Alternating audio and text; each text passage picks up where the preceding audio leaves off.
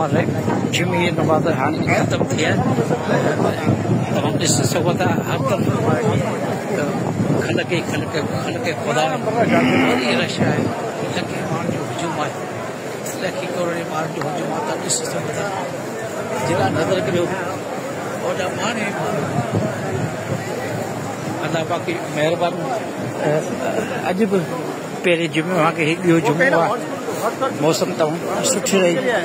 पर रश एतिरी आहे जे हरम जे महलनि ताईं महलनि ते परे परे ताईं माण्हू नमाज़ पढ़ी रहिया आहिनि सुफ़ो लॻी रहियो तक़रीबन 10 बजे धारे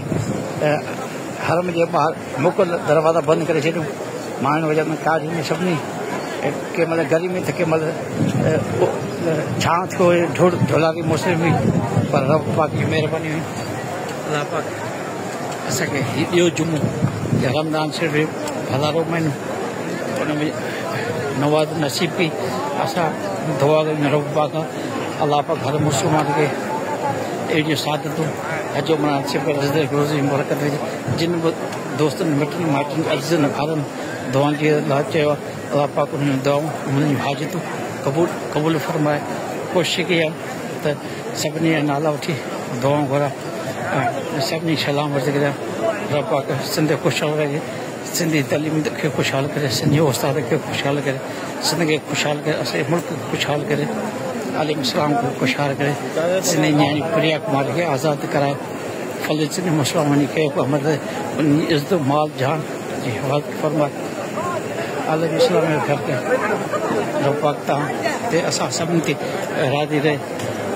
आलिम इस्लाम जो घर के रब साईं तू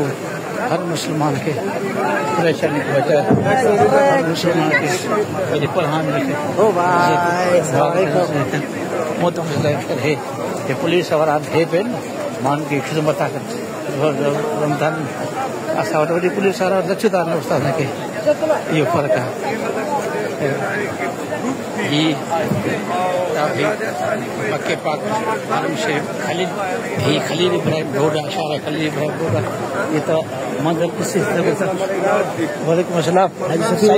हाजी खुश